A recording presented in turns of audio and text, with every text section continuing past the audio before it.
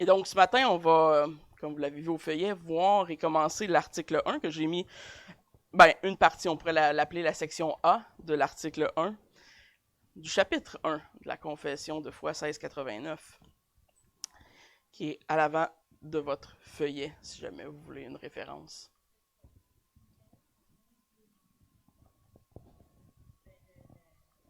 Le petit livre, la 1689? Ouais, on en a à quelque part des... Oui, on en a. Ceux qui sont intéressés, vous viendrez après. Georges en a, je pense, une boîte. Hein. On pourra en distribuer certainement. Tout le temps un bon petit livre à avoir dans sa bibliothèque ou dans son sac à main.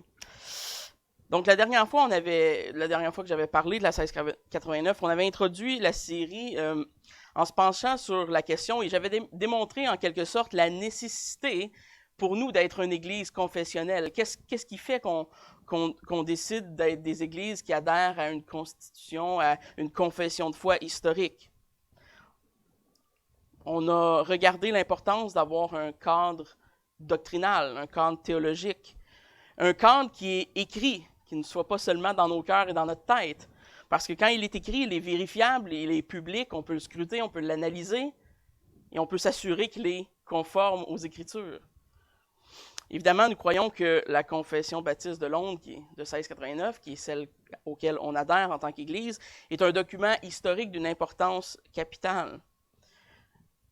Et c'est bien que notre Église, que les officiers, comme les diacres, comme moi, Georges, Sylvain, on adhère à cette confession de façon assez stricte, mais il faut aussi que les membres de cette Église y adhèrent et l'approuvent. Et non seulement y adhèrent et l'approuvent, mais la comprennent et la vivent et la mettent en pratique. Sinon, on va se le dire, c'est un peu inutile. C'est comme avoir quelque chose dans son garde-robe et ne jamais l'utiliser. C'est important si on veut grandir ensemble dans l'unité et dans la paix dont la parole nous parle, d'avoir ce même cadre doctrinal pour avancer ensemble.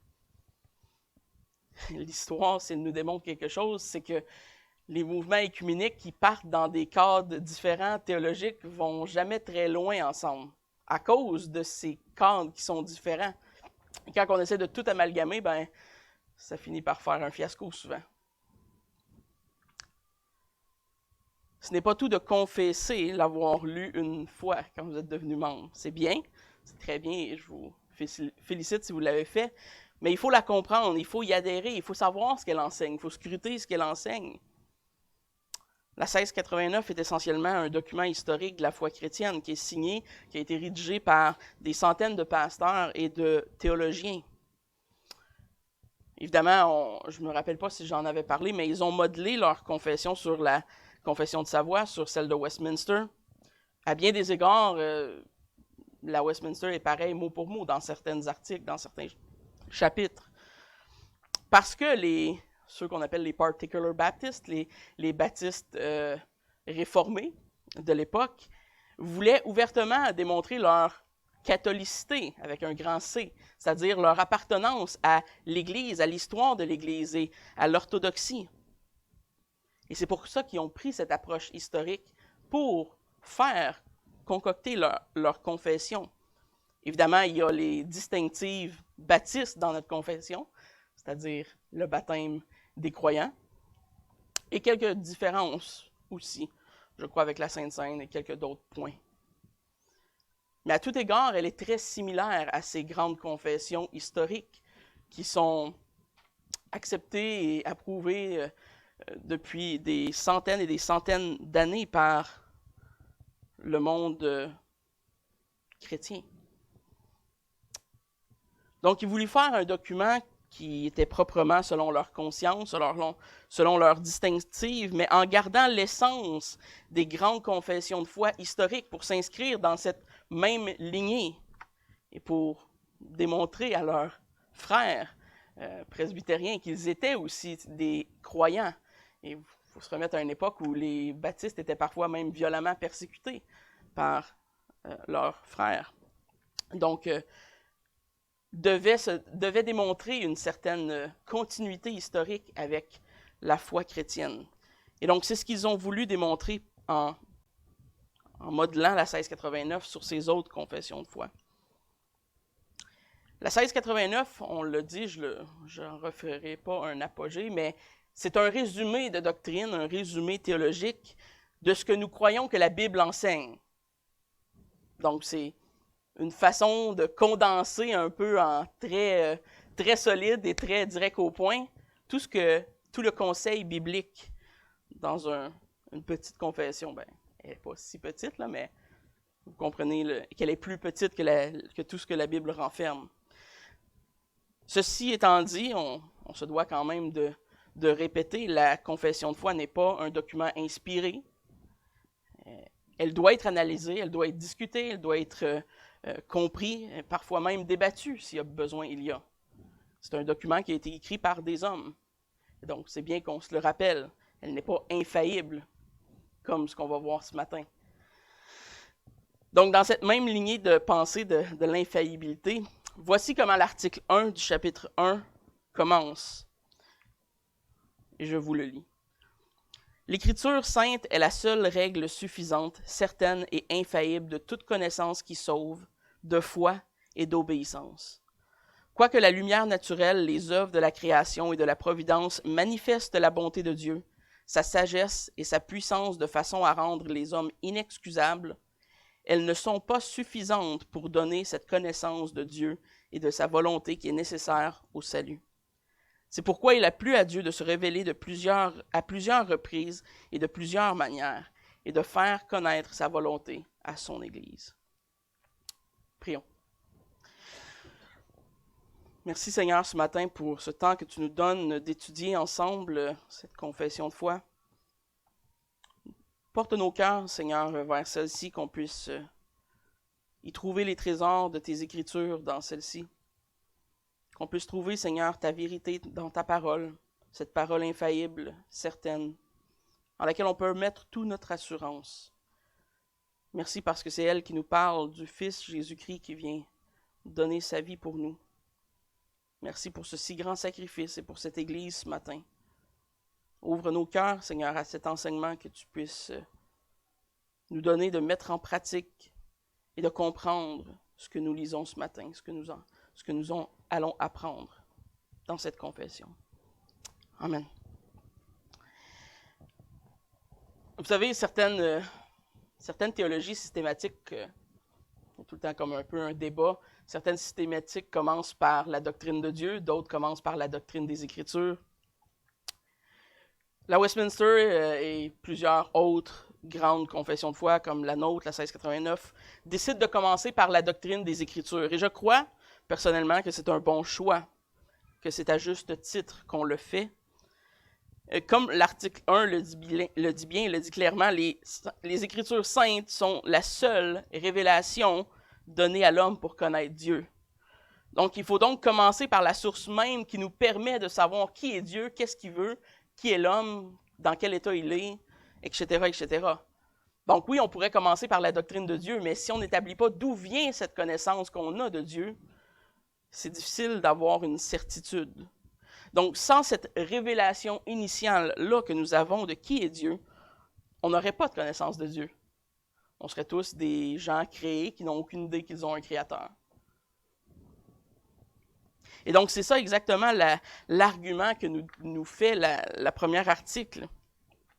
On lit la première phrase qui nous dit « L'Écriture sainte est la seule règle suffisante, certaine et infaillible de toute connaissance qui sauve de foi et d'obéissance. » Une phrase qui, en soi, à elle seule, est chargée d'un très grand bagage théologique.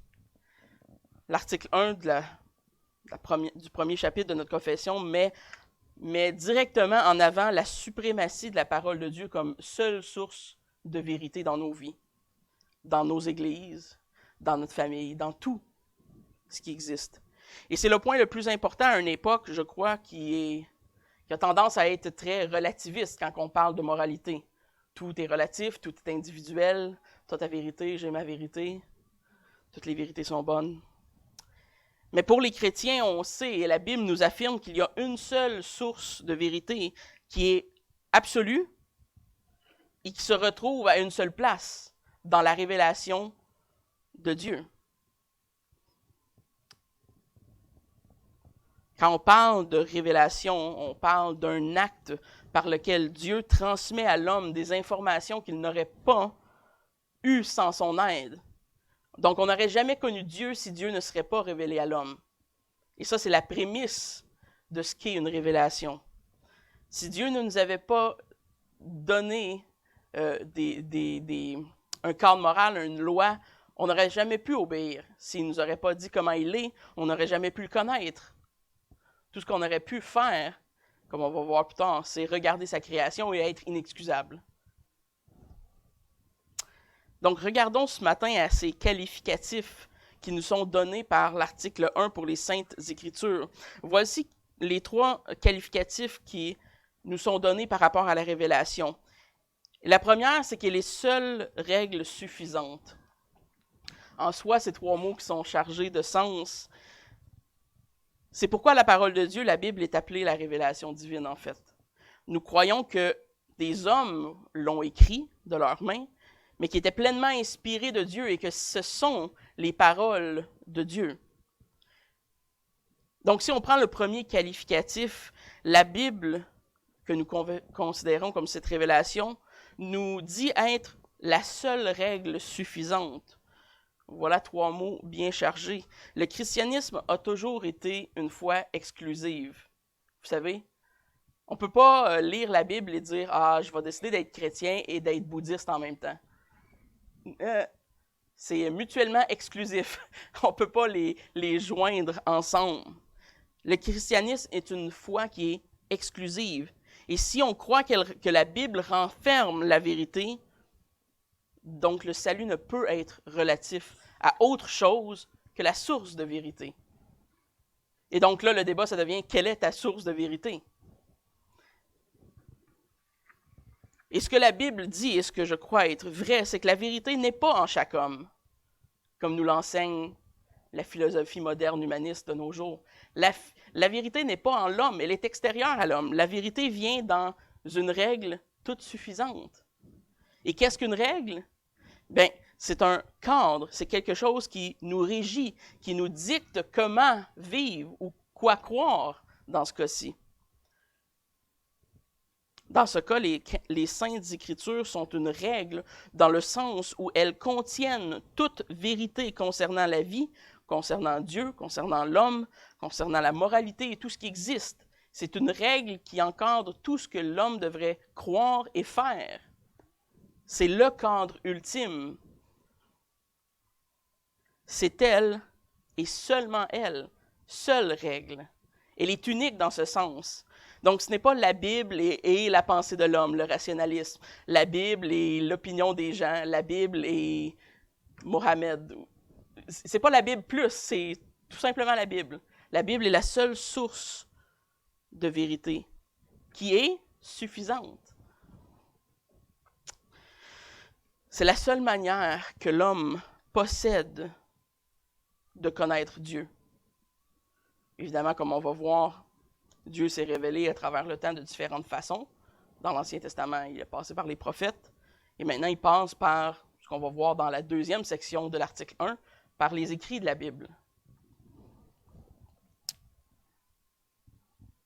C'est la seule façon, cette révélation que nous avons de connaître Dieu et de connaître ce qu'il a fait et de se connaître nous en tant que créatures. Une des références que le texte nous soumet pour défendre cet énoncé se retrouve dans 1 Timothée 3, si vous voulez tourner, 1 Timothée 3, versets 15 à 17.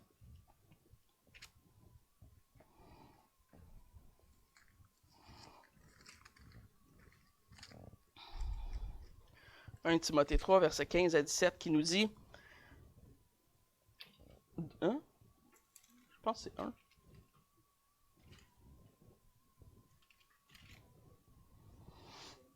Ah, t'as raison, ça doit être 2. Attends un petit peu. Ouais, parce qu'il n'y a pas de 15. Ça serait dur de...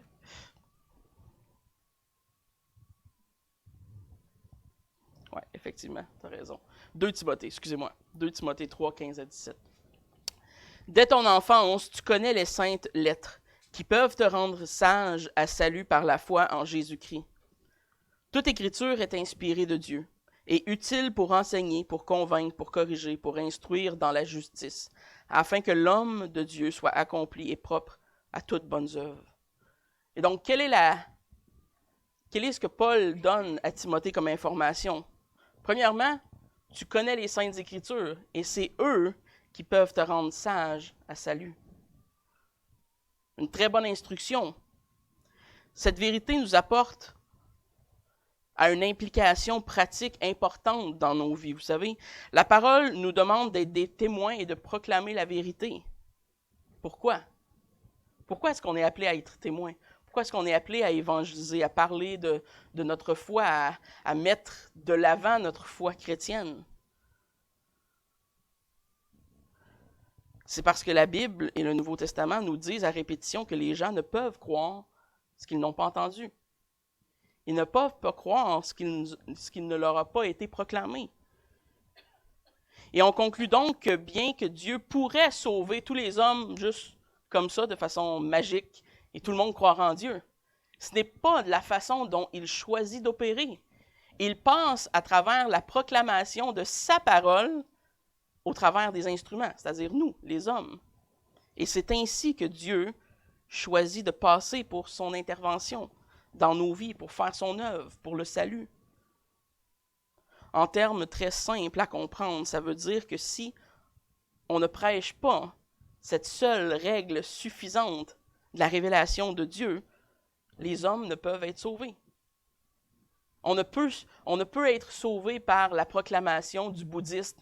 On ne peut pas venir à Christ. C'est impossible. C'est ce que ça veut dire. On ne peut pas venir à Christ par l'intervention de quelque chose qui n'est pas sa révélation.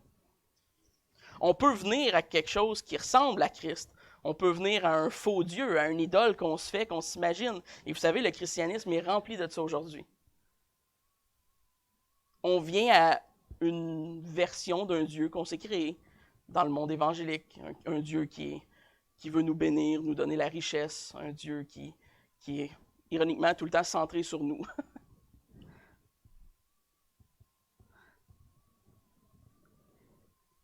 Et c'est un article qui répond aussi à cette fameuse question. Cette fameuse question qu'on lit dans les petits bouquins pour enfants ou toutes sortes d'autres réflexions théologiques. Est-ce que les anciens peuples de ce monde ont pu être sauvés simplement en regardant la création de Dieu? Et la réponse qui n'est pas très populaire de nos jours, c'est non. Non, ils n'ont pas pu. Puisque les Saintes Écritures sont la seule règle suffisante pour le salut. La seule règle suffisante. Pas une des règles ou une partie, la seule. Le salut requiert que nous connaissions, minimalement en tout cas, les Saintes Écritures. Et c'est la raison pour laquelle les premiers chrétiens et les missionnaires ont mis une emphase incroyable à essayer de traduire la parole de Dieu, les Saintes Écritures.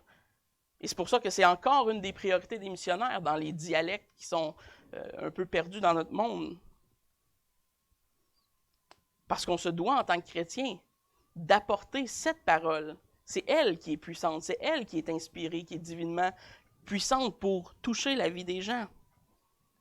Et c'est la raison qui explique pourquoi Luther croyait en l'absolue importance des Allemands d'avoir une Bible traduite dans leur propre langue, la langue commune du peuple, et non pas juste de se faire enseigner en latin, où est-ce que les gens ne comprenaient rien en messe. Parce qu'on croit que c'est la seule révélation de Dieu, la seule. La révélation de Dieu, les Écritures saintes sont le seul moyen que l'homme peut venir à la foi et au salut. Et si on ne prêche pas les Écritures, si on ne lit pas ou on n'entend pas les Écritures nous être prêchées, alors il n'y a pas d'espoir de salut. Et oui, ça retombe sur nos épaules d'être un témoin fidèle de ces Écritures. Et c'est pour ça qu'on est mandaté d'aller, de prêcher la parole, de faire des disciples. Et même l'article va défendre cette position ainsi dans ce qu'on a lu, mais je vais vous le relire. Elle dit quoi que la lumière naturelle, les œuvres de la création et de la providence manifestent la bonté de Dieu, sa sagesse et sa puissance de façon à rendre l'homme inexcusable. Elles ne sont pas suffisantes pour donner cette connaissance de Dieu et de sa volonté qui est nécessaire au salut. En théologie, on appelle ces deux aspects de la révélation, on les appelle la révélation générale et la révélation spéciale. La révélation générale de Dieu consiste tout simplement en tout ce que Dieu a créé, en l'univers créé, la nature, l'espace, les planètes, les lois naturelles, toutes ces choses que Dieu a créées. Et cette révélation, elle est là pour tous les hommes, elle est ouvertement mise en évidence par Dieu. Et cette révélation générale, tout homme la voit, la possède et peut objectivement la regarder. Donc les hommes pécheurs sont souvent comparés, vous savez, dans les Écritures à des aveugles. Et il y a une bonne raison. Puisque dans le péché, nous sommes devant cette révélation qui est d'une grandeur incroyable et qu'on rejette quand même Dieu face à cette création. Et donc, la révélation générale, la création de Dieu, rend tout homme inexcusable de ne pas croire qu'il y a un Créateur et de ne pas avoir la foi. Cependant, même si elle nous rend inexcusables, nous avons besoin de cette révélation spéciale. À cause de quoi? À cause du péché. À cause du péché dans le cœur de l'homme qui est venu bousiller le plan initial de Dieu. Nous avons besoin d'une intervention parce qu'on est mort et pécheur. Et c'est là que vient la révélation spéciale. Pour être sauvé, il est nécessaire d'avoir cette révélation dite spéciale, qui est l'intervention du Saint-Esprit qui opère au travers ces saintes Écritures qui nous sont données, qu'on entend, que quelqu'un nous proclame, que ce soit par la vie d'un autre chrétien alentour de nous ou parce qu'il nous a partagé un jour.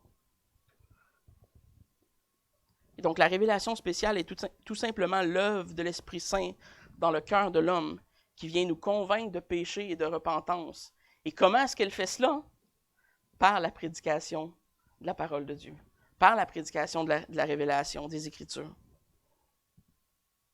Et sans cette révélation, l'homme est voué à la perdition. Et il est voué à la perdition et inexcusable devant Dieu. On n'aura pas le luxe de dire « Ah, mais je ne savais pas. Ah, mais personne ne me l'a dit. » C'était tellement évident qu'on est inexcusable de ne pas savoir qu'il y a un Dieu qui a créé cette terre. Mais on est tellement pécheurs qu'on a besoin que le Saint-Esprit vienne nous régénérer parce que sinon on ne sera jamais capable de voir. Et c'est pour ça qu'on est aveugle. C'est ce qui fait de nous des aveugles. C'est insensé. Romains 1, versets 19 à 21, je vous le lis.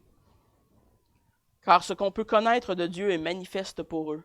Dieu, le leur ayant fait connaître, en effet, les perfections invisibles de Dieu, sa puissance éternelle et sa divinité, se voient comme à l'œil depuis la création du monde, quand on les considère dans ses ouvrages. Ils sont donc, encore ce mot, inexcusables, puisque, ayant connu Dieu, ils ne l'ont point glorifié comme Dieu. Ils ne lui ont point rendu grâce, mais ils se sont égarés dans leurs pensées, et leur cœur sans intelligence a été plongé dans les ténèbres. » L'homme est rendu inexcusable devant la grandeur de la création, mais ça ne peut le sauver pour autant. Il a besoin des Saintes Écritures. Il a besoin de la proclamation de l'Évangile. Et c'est pourquoi la 1689 nous le dit, que cette révélation générale n'est pas suffisante pour donner quoi? La connaissance de Dieu et la connaissance de sa volonté qui est nécessaire au salut. Et si on comprend bien ce que ça veut dire, c'est qu'il faut minimalement connaître qui est Dieu et minimalement connaître qu'est-ce que Dieu veut pour nous, qu'est-ce qu'est la volonté de Dieu pour être sauvé.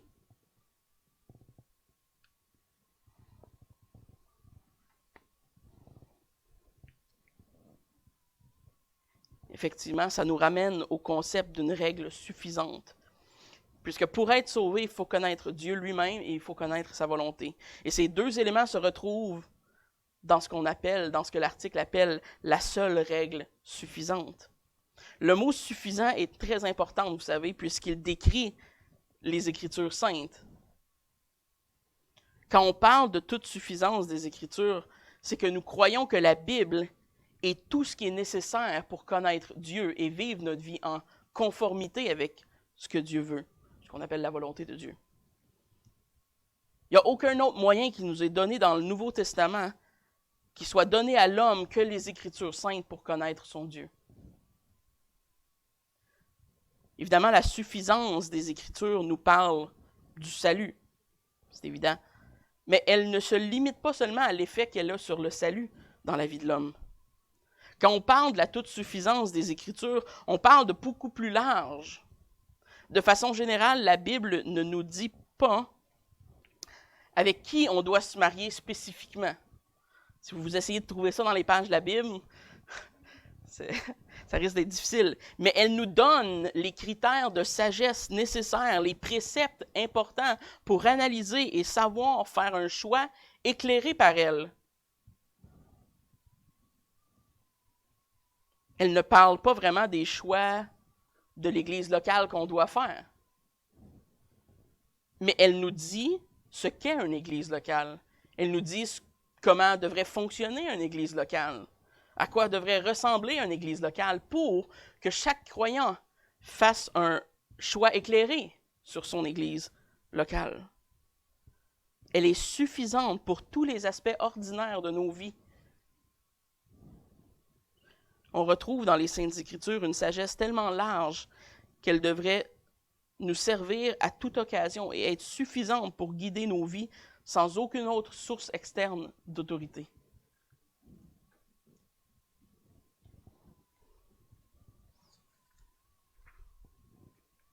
Ça veut dire que la Bible est la seule source que nous devrions considérer comme autoritaire dans nos vies, c'est-à-dire qu'il y a le dernier mot.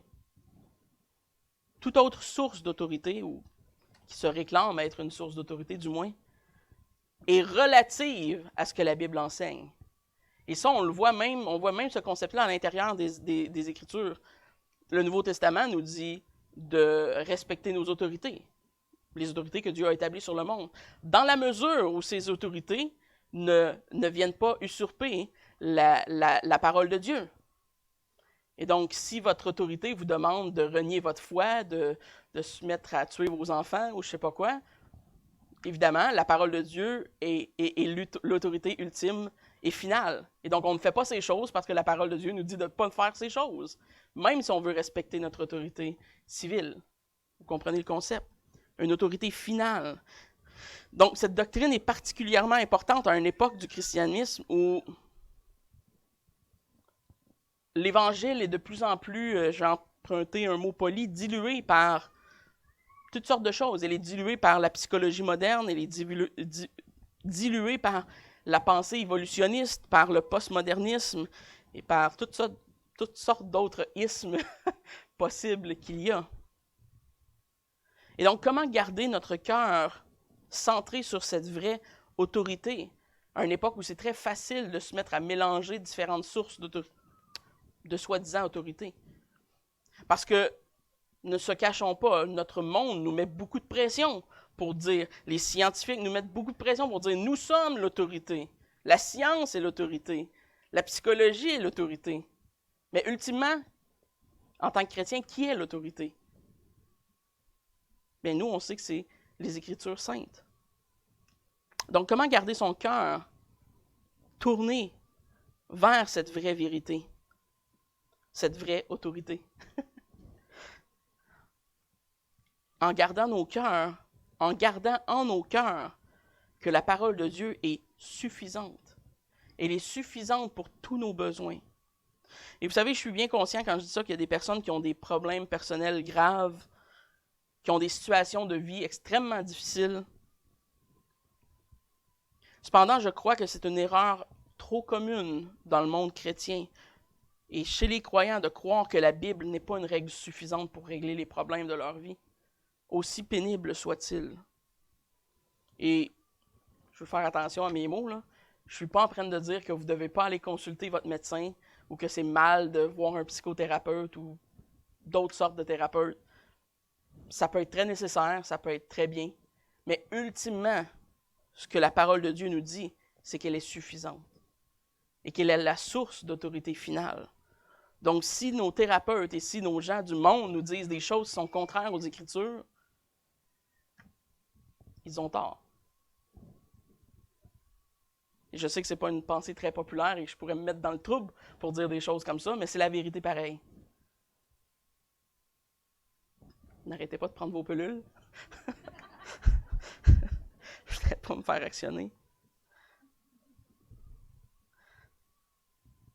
Donc, mise en garde, ce n'est pas une raison de ne pas prendre conseil dans la sagesse des hommes. Dieu a donné des dons à des hommes, des médecins, à des thérapeutes, et c'est correct d'utiliser les dons que Dieu a donnés à ces hommes. Mais le concept, c'est qu'il faut analyser toute chose à travers les lunettes de l'autorité des Écritures. Donc, Dieu a donné aux hommes et même aux pécheurs certains talents. Donc, n'arrêtez pas d'aller voir vos docteurs. Ceci étant dit, on doit évaluer toute chose à la lumière des Écritures. Et si ce que les hommes nous disent sont contraires à ce que l'Écriture nous dit, et c'est là que la règle toute suffisante revient de l'avant. Elle est suffisante, elle est autoritaire. Et on doit s'en remettre à son autorité plutôt qu'à celle des hommes. Je vais avoir le temps de peut-être faire finir ma phrase. Ça va être long avant qu'on fasse l'article 1. Hein? C'est correct, le but, c'est pas que ce soit très rapide. Elle nous dit aussi, elle utilise le prochain qualificatif, elle nous dit que les Saintes Écritures sont certaines et infaillibles. Et certaines, c'est-à-dire qu'ils peuvent être crus comme étant vrais. On peut être assuré que ce qu'on lit dans la parole est nécessaire à la foi chrétienne. Et on peut avoir l'assurance qu'elle est vraie.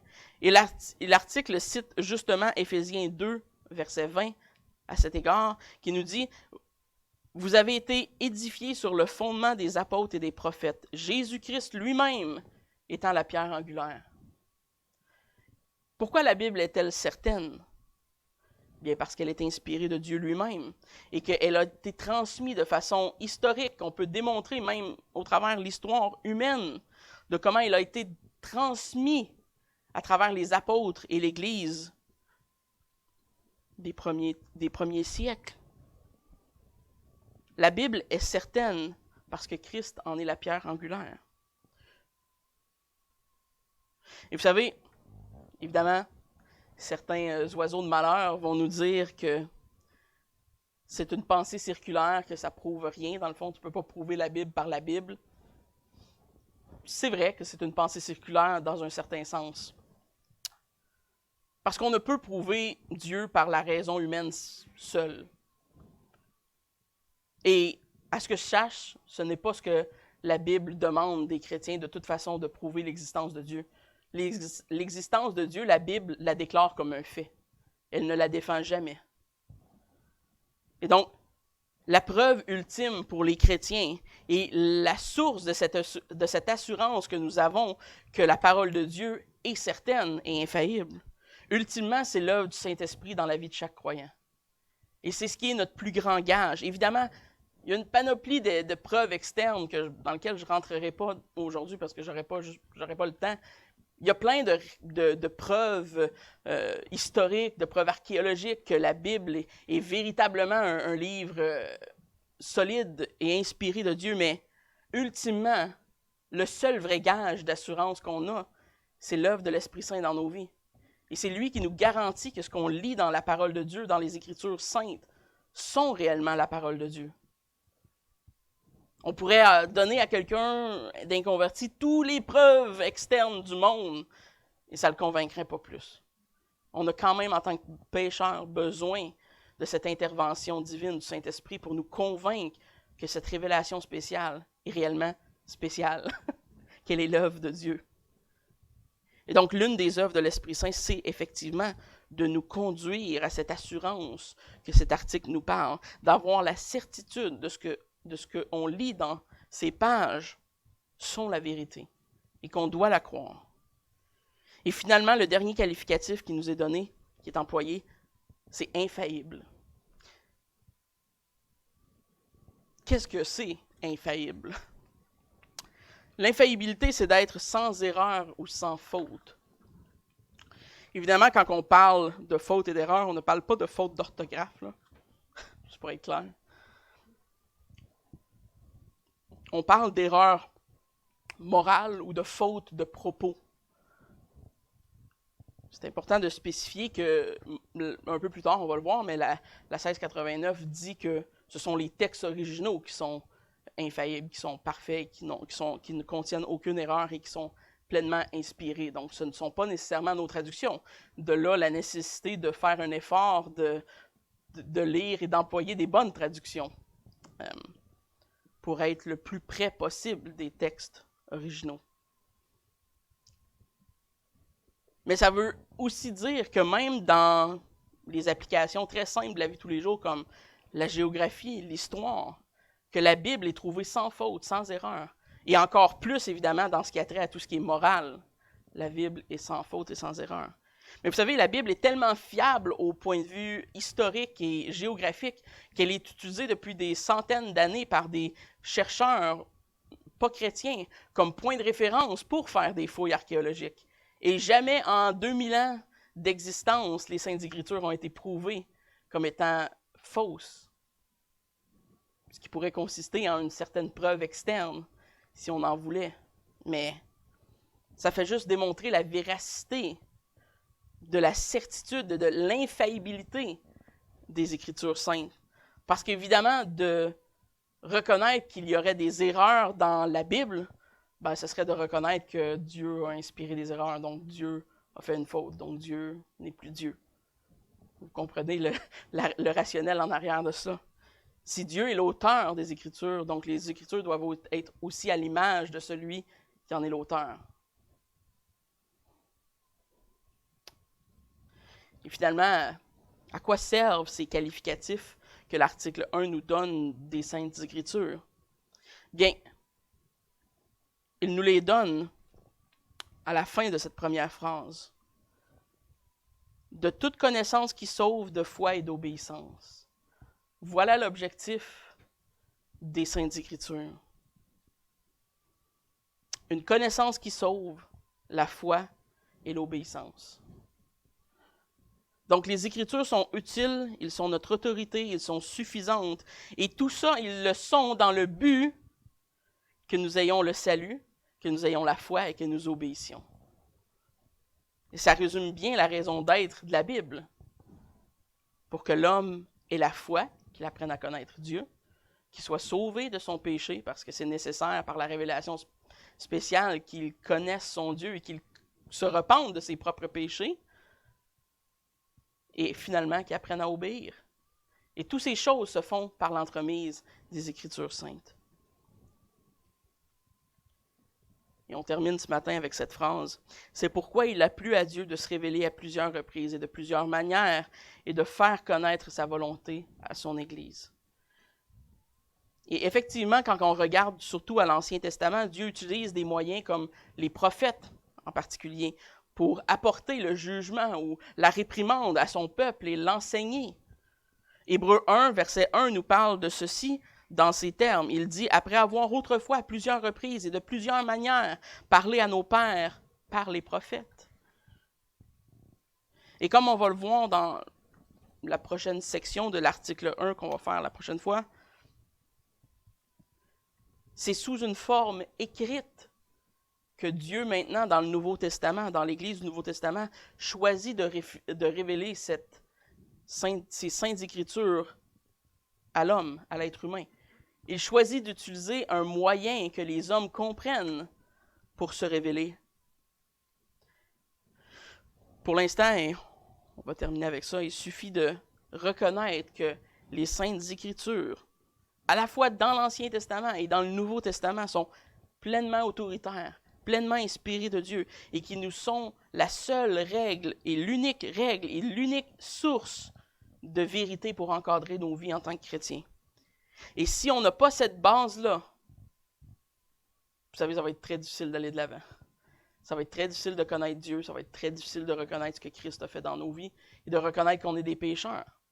Tout ce qui va venir après ça va être extrêmement difficile si on ne peut pas reconnaître qu'à la toute base, ces paroles, cette Bible que nous avons en nos mains, est un livre sacré inspiré de Dieu. On va aller dans la prière, puis après ça, je vais vous inviter pour la scène. Merci Seigneur pour ta parole. Merci pour les Écritures saintes que tu nous as léguées. Dans ta sagesse, tu nous fais connaître, nous qui étions aveugles, qui étaient perdus dans notre misère. Tu t'es révélé à nous.